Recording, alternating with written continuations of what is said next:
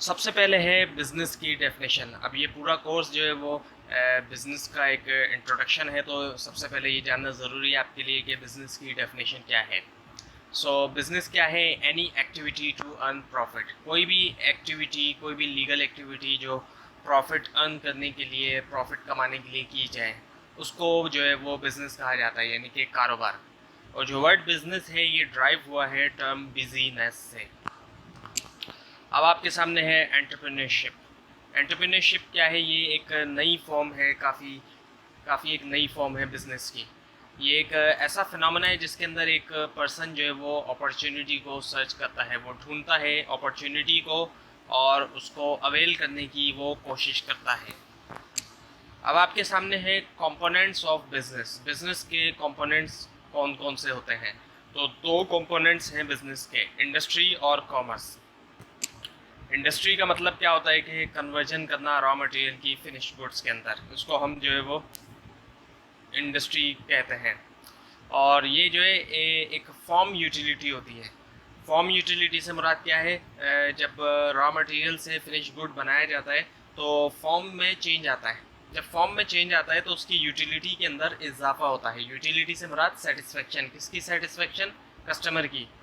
क्योंकि raw material अगर उसको सेल किया जाएगा तो रॉ मटेरियल से जो उसकी सेटिस्फेक्शन होगी वो नहीं होगी या बहुत कम होगी, लेकिन जब उसको फिनिश गुड्स से सेल किया जाएगा तो उसकी जो सेटिस्फेक्शन होगी वो बहुत ज़्यादा होगी।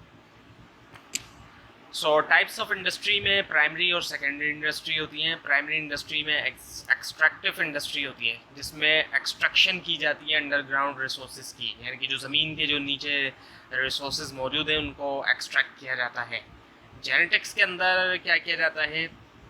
जीन्स में चेंज किया जाता है। जैसे कि पोल्ट्री फॉर्म होता है वहाँ पे, तो उसको जेनेटिक इंडस्ट्री कहते हैं। सेकेंडरी इंडस्ट्रीज़ हैं, दूसरी टाइप है इंडस्ट्रीज़ की, और इसके अंदर कंस्ट्रक्शन इंडस्ट्रीज़ होती हैं, जहाँ पे कंस्ट्रक्शन की जाती है, जैसे कि बिल्डिंग्स की, रोड्स की और ब्रिजेस वगैरह की, या घर की भी, तो वो जो है कंस्ट्रक्शन इंडस्ट्री में आ जाती हैं। मैन्युफैक्चरिंग के अंदर जो है वो मैन्युफैक्चरिंग की जाती है, चीज़ों को बनाया जाता है, प्रोड्यूस किया जाता है, प्रोडक्शन होती है वहाँ पे। और सर्विस इंडस्ट्रीज़ होती हैं जहाँ पे सर्विस प्रोवाइड की जाती है, जैसे बैंक।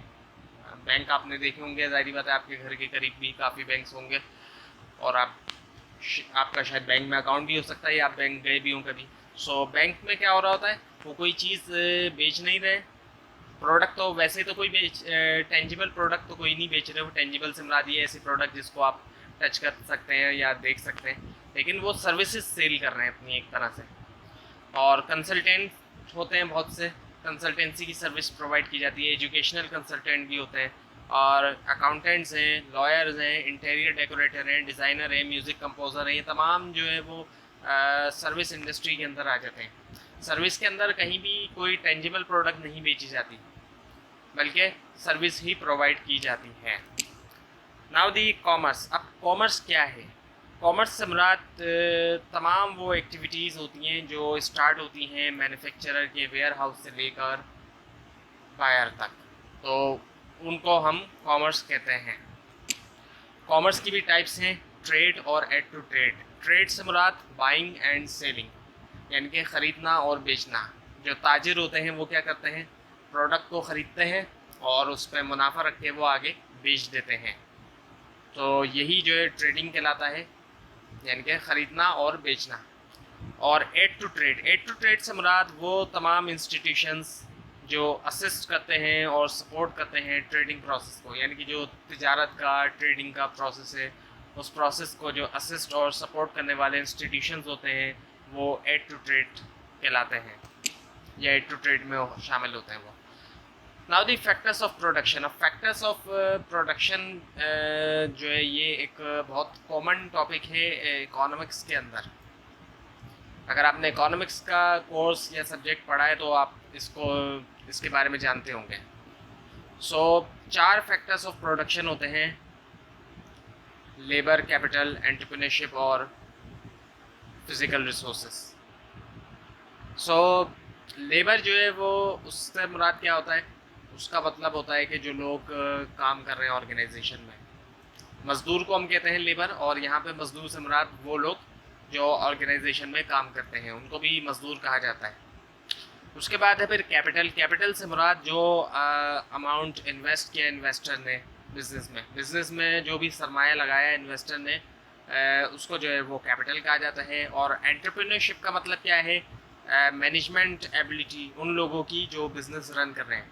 अब जाहिर बात है जो बिज़नेस रन कर रहे हैं उनके अंदर एबिलिटी होगी जब भी वो रन कर रहे हैं, और जाहिर बात है वो मैनेज भी कर रहे हैं बिज़नेस को। सो जो भी उनकी मैनेजमेंट एबिलिटी होगी बिज़नेस चलाने वाले लोगों की, उसको एंटरप्रेन्योरशिप कहा जाता है। और फिज़िकल रिसोर्सेज के अंदर लैंड, बिल्डिंग, व्हीकल, मशीनरी, ये तमाम चीज़ें जो है वो शामिल होती हैं। और ये जो फैक्टर्स ऑफ प्रोडक्शन होते हैं इनके ज़रिए ही प्रोडक्शन की जाती है। इन तमाम फैक्टर्स के ज़रिए प्रोडक्शन की जाती है, इनको इनपुट के तौर पे यूज़ किया जाता है प्रोडक्शन के अंदर। Now the economic system. Economic system क्या है? वो सिस्टम जो एलोकेशन ऑफ रिसोर्सेज के लिए जिसके ज़रिए एलोकेशन ऑफ रिसोर्सेज होती है, वो सिस्टम है ये।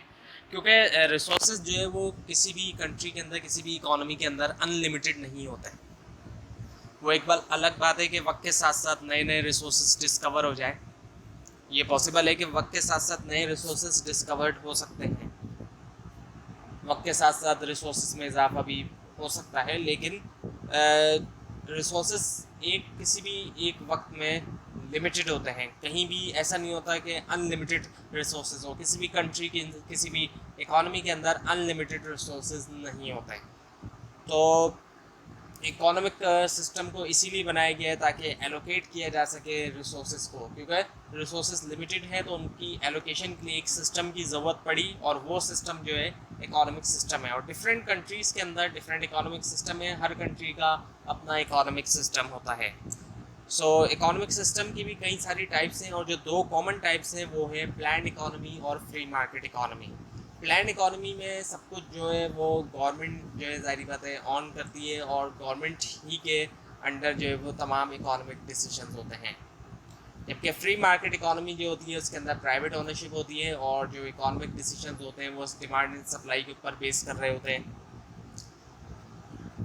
और जो प्लान इकोनॉमी है इसको सोशलिज्म कहा जा सकता है, और फ्री मार्केट इकोनॉमी को कैपिटलिज्म कहा जा सकता है, जिसको सरमायादाराना निज़ाम कहा जाता है। Types of environmental forces internal भी होती हैं, एक्सटर्नल भी होती हैं। जो एक्सटर्नल होती हैं ये वो फोर्सेस होती हैं जो ऑर्गेनाइजेशन के बाहर होती हैं। बाहर होने की वजह से ये ऐसे फैक्टर्स होते हैं, ऐसी फोर्सेस होती हैं जो ऑर्गेनाइजेशन कंट्रोल नहीं कर सकती, क्योंकि ये ऑर्गेनाइजेशन से बाहर होती हैं। इंटरनल फोर्सेस भी होती हैं, या फिर इंटरनल फैक्टर्स हम जिनको कहें। सो ये वो फैक्टर्स होते हैं, वो फोर्सेस होती हैं जो ऑर्गेनाइजेशन के अंदर होती हैं, और इसी वजह से ऑर्गेनाइजेशन इन फैक्टर्स को, इन फोर्सेस को कंट्रोल कर सकती है। नाउ दी स्वॉट एनालिसिस।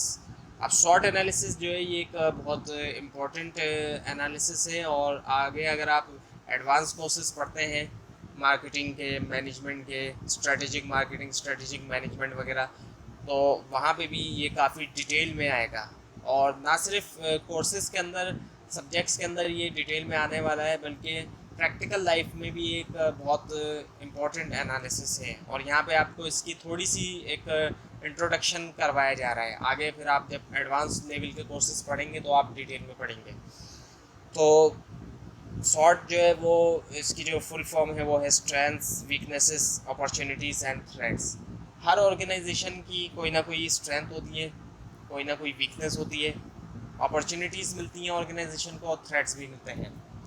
तो स्ट्रेंथ्स और वीकनेस जो है वो इंटरनल होती है, ऑर्गेनाइजेशन के अंदर मौजूद होती है, और अपॉर्चुनिटीज़ एंड थ्रेट उसको बाहर से मिलती है, एक्सटर्नल होती हैं दोनों चीज़ें। अब ऑर्गेनाइजेशन को जो है जाहिर बात है अपनी स्ट्रेंथ का इस्तेमाल करना चाहिए, और वीकनेस को ओवरकम करना चाहिए, उसको ख़त्म करने की कोशिश करना चाहिए। अपॉर्चुनिटीज़ अगर मिले तो उसको कैच करना चाहिए, और थ्रेट्स से जो है जाहिर बात है अपने आप को बचाना चाहिए।